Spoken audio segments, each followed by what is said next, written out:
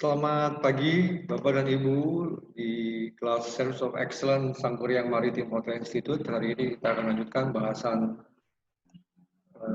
yang keempat mengenai komunikasi dan cara berkomunikasi yang baik. Oke, saya akan langsung I will continue to share the screen.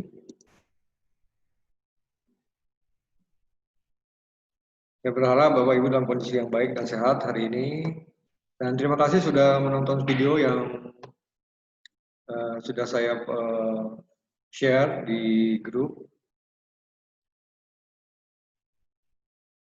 Oke, kita akan lihat materi yang akan kita bahas adalah mengenai soal Service of Excellence minggu ke-1 tugas ke-4. Jawablah pertanyaan dalam bentuk PowerPoint yang menarik.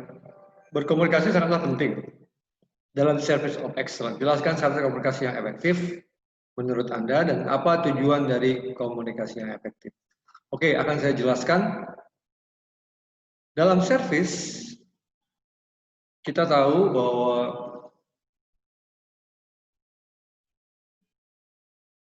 komunikasi itu masuk dalam bagian dari service, ya. Sedangkan komunikasi itu artinya adalah wording in English. Communication is a process whereby information is enclosed in a package and its channel and imparted, then decoded the message and given the sender a feedback. Jadi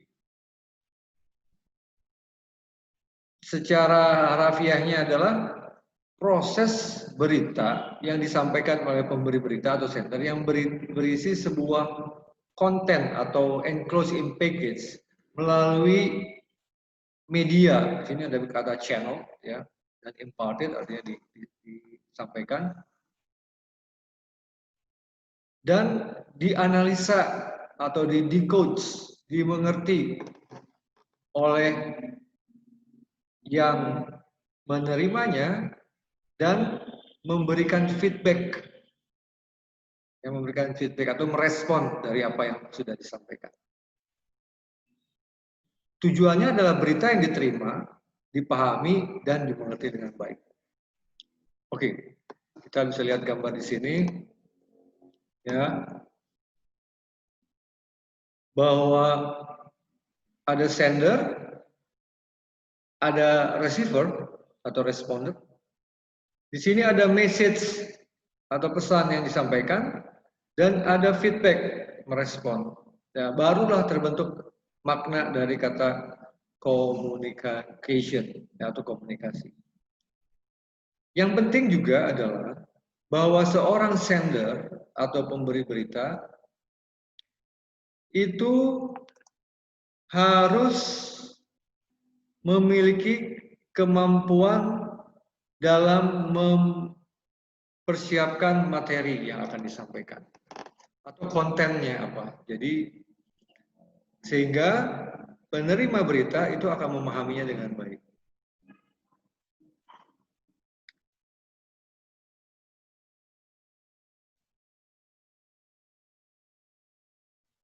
Ini harus ada proses penerimaan berita, itu harus melalui proses ini, proses listen, proses hearing, and then proses understanding dari pihak receiver-nya. Sekarang perhatikan gambar berikut ini. Ya, jadi proses komunikasi adalah berasal dari proses pemikiran, ya.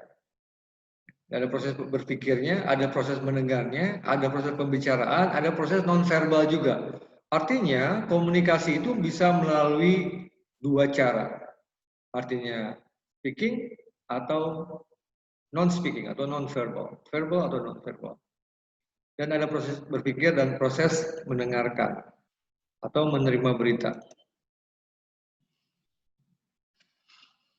Jangka panjangnya adalah communication skill ini adalah untuk beberapa aspek berikut ini, ya, untuk public speaking, ya untuk bergabung dalam sebuah networking, managing meeting, bisa jadi storytelling atau conducting training. Jadi proses communication skill ini harus main aimingnya atau tujuan akhirnya adalah ini, kemampuan dalam aspek ini, public speaking, networking, managing meeting, storytelling, conducting training. Artinya Bapak Ibu di kemudian hari akan menjadi seorang leader, akan jadi seorang manager, dan bisa juga mendapatkan tugas untuk memberikan conduct atau training kepada new recruit. Jadi Bapak dan Ibu harus menguasai teknik berkomunikasi yang baik. Ini, coba saya geser dulu. Geser.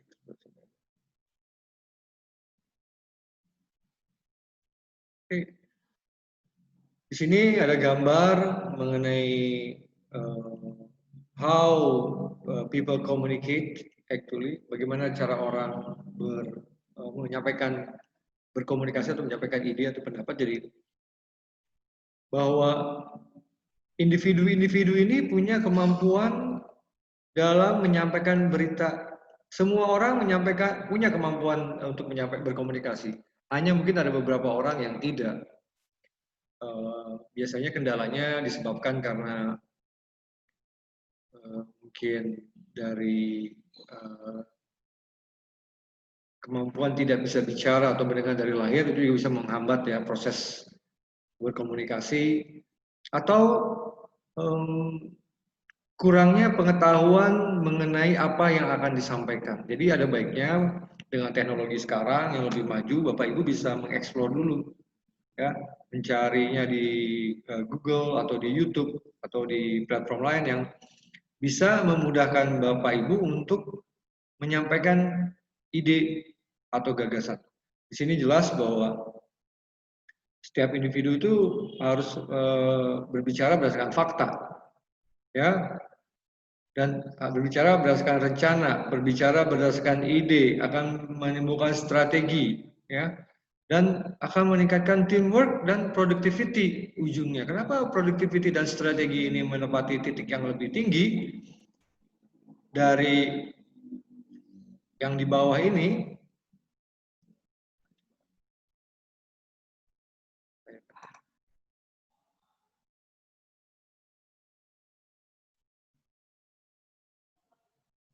Coba ini. Ya, strategi dan productivity itu ternyata menempati posisi tertinggi dalam cara berkomunikasi.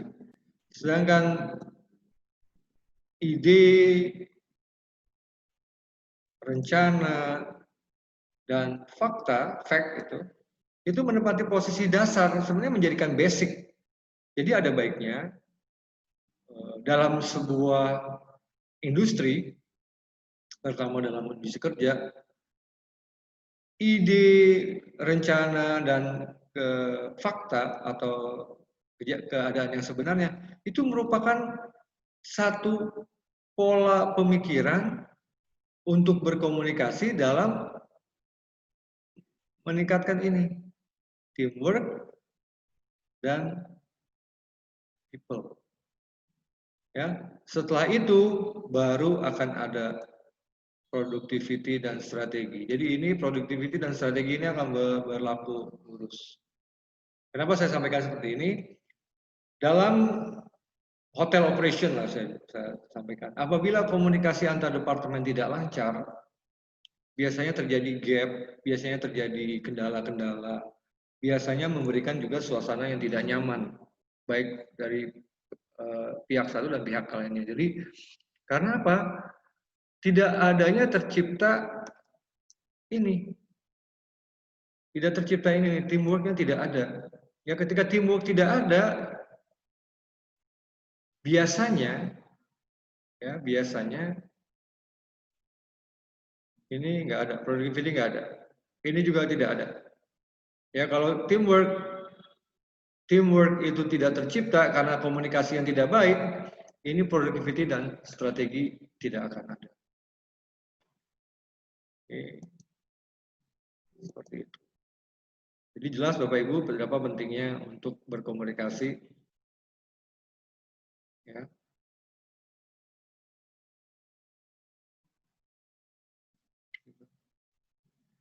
Sama dengan di sini ketika dalam bekerja, seorang hotelier harus mampu berkomunikasi dengan baik, ya, menyampaikan contoh dari makanan, memberikan penjelasan, mendeskripsikannya makanan itu apa, memberikan food suggestion atau advising the guest to eat something atau menyarankan tamu atau guest untuk memilih makanan ya, berdasarkan mungkin target marketing dari restoran atau hotel itu untuk menjual makanan tertentu itu bisa disampaikan apabila kita memahami produk yang akan kita jelaskan ke tamu. Jelas bahwa good communication skill are the key of success. Ini fakta yang saya pikir betul-betul penting. Ini tidak hanya dalam kehidupan bekerja, tapi dalam kehidupan sehari-hari. Ya, coba Bapak Ibu bayangkan apabila kita punya pacar tidak pernah kita telepon umpamanya, atau kita punya saudara tidak pernah kita ajak berkomunikasi, mungkin pastinya mereka tidak akan ada bonding, saya bilang ya, good relationship apabila communication skill-nya tidak terjaga. Berikutnya yang akan saya mau bagikan ke Bapak Ibu bahwa dalam communication skill ini ada satu yang mungkin jarang orang bahas, yaitu mengenai target audience. Jadi Bapak Ibu harus juga menyikapi kondisi lawan bicara kita. Artinya begini, Bapak Ibu harus memahami bahwa sesuatu yang Bapak Ibu sampaikan harus menyesuaikan dengan kemampuan dari penerima berita dari cara berpikirnya. Kemampuan menerima dan menganalisa. Artinya gini, saya berikan contoh sederhana aja. Mungkin kita tidak akan mungkin menceritakan ya storytelling atau public speaking, ya, menceritakan mengenai politik Amerika atau politik Indonesia kepada anak yang usianya di bawah 5 tahun, anak SD. Itu juga hampir impossible. Mungkin saja, tapi 99% informasi itu tidak akan sampai karena pihak penerima berita atau receiver itu belum mampu menganalisa itu. Atau kita bicara tentang satu proyek besar dalam hotel kepada bagian yang tidak ada kaitannya atau tidak terkait langsung dengan proyek itu, mereka juga tidak akan menanggapinya dengan semangat kecuali Anda menyampaikannya pada bagian-bagian yang mempunyai kepentingan atau mempunyai rencana, ya, dan ide yang sama. Barulah akan tercipta komunikasi yang baik. Itu saja Bapak dan Ibu penjelasan saya mengenai communication skill dan communication in service. Semoga bermanfaat. Terima kasih atas waktunya dan tetap semangat. Dan jangan lupa untuk tetap menjaga kesehatan. Terima kasih. Selamat beraktivitas.